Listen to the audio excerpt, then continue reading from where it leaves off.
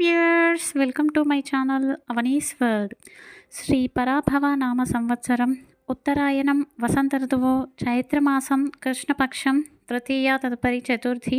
ఈరోజు ఆదివారం. సూర్యనామాన్ని జపించాలి. ఓం ఘృణి సూర్యాయ ఆదిత్యాయ నమః. ఓం ఘృణి సూర్యాయ ఆదిత్యాయ నమః. ఓం ఘృణి సూర్యాయ ఆదిత్యాయ నమః. ప్రతినిత్యము కూడా ఉదయం లేచిన తర్వాత సూర్య భగవానునికి అర్ఘ్యం ఇవ్వడం చాలా విశేషమండి. ఇలా చేయడం వలన సూర్యానుగ్రహం కలుగుతుంది. పేరు ప్రతిష్టలు, గౌరవ మర్యాదలు, కీర్తి, అదేవిధంగా ఉన్నత స్థాయిలో, ఉన్నతి పదవిలో కూడా ఉండడానికి అవకాశాలు అనేవి ఉంటాయి. మనము సూర్యునికి అర్ఘ్యం ఇచ్చేటప్పుడు అందులో కాస్త కుంకుమ, ఒక తులసి దళాన్ని వేసి మన శిరస్సు కన్నా హైట్లో ఉంచి దారను సూర్యుని చూస్తూ వదిలేయాలి. ఇక ఆ దారలోంచి సూర్య భగవానుని చూడాలి. ఆ విధంగా చూసినట్లయితే ఆ సూర్యుని శక్తి జలం ద్వారా మన ఆత్మశక్తితో ఏకీకృతం అవుతుంది. ఇక మనం ఈరోజు మంచి మాట అండి, మనం కష్టాలు వస్తున్నాయని బాధపడుతూ ఉంటాము. ప్రతి జీవితంలో ప్రతి ఒక్క మనిషిలో కూడా కష్టాలు అనేది సహజం. మనుషులకే కాదండి, భగవంతులు కూడా ఎన్నో కష్టాలను అనుభవించారు.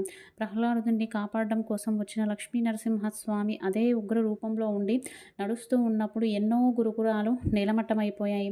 ఇక ఆ ఋషివరుల శాపనార్థాలు అన్నీ కూడా స్వామికి తగిలాయి. అదేవిధంగా త్రేతాయుగంలో, కృతయుగంలో, ద్వాపర యుగంలో ఈ విధంగా శ్రీరాముల వారు, శ్రీకృష్ణుల వారు, ఇప్పుడు కలియుగంలో వెంకటేశ్వర స్వామి వారు, ఈ విధంగా భగవంతులకు కూడా ఎన్నో కష్టాలు అనేవి వచ్చాయి. ఎవరో మనల్ని మోసం చేశారని, మనల్ని వంచన చేశారని, ద్రోహం చేశారని మనం బాధపడుతూ ఉండకూడదు. ఇక దీనికి చిన్న కథ చెప్తాను అండి. ఒక దీవి ఉంటుంది. ఒక గుహలో కాకులన్నీ కూడా నివాసం ఉంటూ ఉంటాయి. అక్కడే వాటికి ఆహారం లభిస్తూ ఉంటుంది. తింటూ ఆనందంగా కాలాన్ని గడుపుతూ ఉంటాయి. ఇదంతా దూరం చూస్తున్న గుడ్లగూబల గుంపు ఆ కాకులను ఎలాగైనా అక్కడి నుంచి వెళ్ళగొట్టి మనమే ఆ దీవిలో ఉంటే మనకు ఆహారం అనేది దొరుకుతుంది అని భావిస్తాయి. ఇక ప్రతిసారి ఆ గుడ్లగూబలు కాకులపైకి యుద్ధాన్ని చేస్తూ ఉంటాయి. ఆ విధంగా చేస్తూ ఉన్నా కూడా ఆ కాకులు అక్కడి నుంచి వెళ్ళిపోవు. ఇక కాకులంతా సమావేశమయ్యి మనం ఇక్కడ నుంచి వెళ్ళిపోదాము, అవి గుడ్లగూబలు మనల్ని బ్రతకనివ్వవు అని చెప్పేసి అనుకుంటాయి. కానీ అందులో ఉన్న కాకుల రాజు ఏమని ఒక సలహా అనేది ఇస్తాడు. ఇక ఒకరోజు వర్షం వస్తుంది. ఇక గుడ్లగూబలు నిశ్చయించుకుంటాయి, ఈరోజు వర్షం వస్తుంది, తప్పకుండా మనం కాకుల పైన యుద్ధం చేసి గెలుపొంది వాటిని తరిమి కొట్టాలి అని చెప్పేసి అనుకొని వెళ్తాయి. వెళ్ళగానే అక్కడ చూస్తే ఎక్కడ కాకులు అనేవి కనిపించవు. ఇక గుడ్లగూబలు అనుకుంటాయి, అవి మాకు భయపడి వెళ్ళిపోయాయి అని చెప్పేసి అనుకుంటాయి. కానీ అందులో ఒక కాకి ఉంటుంది. అదే కాకి కాకులన్నిటికీ రాజు. అయ్యా, నన్ను నా కాకులన్నీ వదిలేసి వెళ్ళిపోయాయి, నేను ఒక్కదాన్నే మిగిలిపోయాను, దయచేసి నన్ను కూడా మీ జట్టులో చేర్చుకోండి అని చెప్పేసి బ్రతిమల్లుతుంది. ఇక మిగతా గుడ్లగూబలు వద్దంటే వద్దని చెప్తాయి. కానీ ఆ కాకి ఏం చెప్తుంది, నేను మీకు సరెండర్ అయిపోయాను, నేను ఒక్కనే కదయ్యా అని చెప్పేసి అడగగానే సరే అని చెప్పేసి జాయిన్ చేసుకుంటాయి. ఇక ఆ కాకి ప్రతిరోజు కూడా పుల్లలన్నింటినీ చేర్చి ఆ గుహలో దాచిపెడుతూ ఉంటుంది. ఇక ఒకరోజు సమయం చూసేసి కాకులన్నింటినీ పోగేసి అగ్నిని తీసుకొచ్చి ఆ పుల్లల పైన వేసిస్తుంది. ఇక ఏమవుతుంది, అగ్ని అంతటా వ్యాపించి అందులో ఉన్న గుడ్లగూబలంతా కూడా చచ్చిపోతాయి. చూస్తున్నారు కదండి, జీవితాలు కూడా ఇలా ఉంటాయి. ఎవరి స్వార్థం కోసమో, ఎవరికో ఏదో కావాలని చెప్పేసి ఇతరుల జీవితాలను నాశనం చేస్తూ ఉంటారు, బాధపెడుతూనే ఉంటారు. మనం దాని నుంచి బయటపడాలి. ఇక ఈరోజు మనము ఆయుర్క్షేమంలో తెలుసుకోవాల్సింది ఏంటి అంటే, మన ఇంట్లో పోపు దినుసులో అందరి ఇంట్లో ఉంటూనే ఉంటుంది జీలకర్ర. ప్రతిరోజు జీలకర్ర 1 టీ స్పూన్ కన్నా ఎక్కువ తినకూడదండి.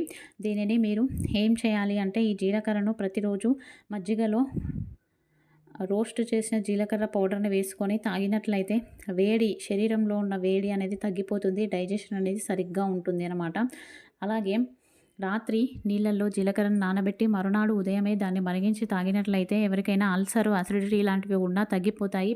పిగ్మెంటేషన్ ప్రాబ్లం ఉన్నా తగ్గిపోతుంది.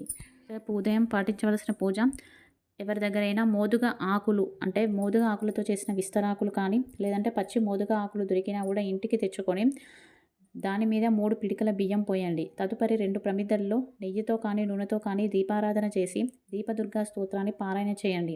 అదేవిధంగా మీకు ఎవరి నుంచి అయితే బాధ కలుగుతుందో, మీకు ఎవరైనా శత్రువులు ఉంటే వారి నుంచి విముక్తి కలగాలని చెప్పేసి, వారి నుంచి బాధ రాకూడదని తలుచుకొని దీపదుర్గ స్తోత్రాన్ని పారాయణ చేసిన తర్వాత ఆ దీపాలను కొండెక్కిన తర్వాత ఆ వత్తులు ఉంటాయి కదండి, ఆ వత్తులను ఈ ఆకులకు రాయండి. ఆ వత్తులకున్న నూనెని ఈ ఆకులకు రాసి తదుపరి వాటిని కాల్చివేయండి. ఈ విధంగా చేసినట్లయితే శత్రు బాధలు అనేవి తొలగిపోతాయి. ఈరోజు సాయంత్రం యోగక్షేమం అండి. ఈరోజు సంకష్టహర చతుర్థి. గణపతికి ఉప్పు లేని పెరుగన్నాన్ని నైవేద్యం పెట్టాలి. మోదుగాలను సమర్పించాలి. గన్నేరు పూలతో గరికతో పూజించాలి. తదుపరి గణపతి సంకష్టహర గణపతి స్తోత్రాన్ని పారాయణ చేసి చంద్ర దర్శనం చేసుకోవాలి. ఈ విధంగా ఎవరైతే చేస్తారో పిల్లల విద్యాభ్యాసం అనేది చక్కగా ఉంటుంది. పిల్లలు చెడుదారుల్లో ఉండకుండా మంచి చదువులు చదువుకొని సన్మార్గంలో ఉంటారు.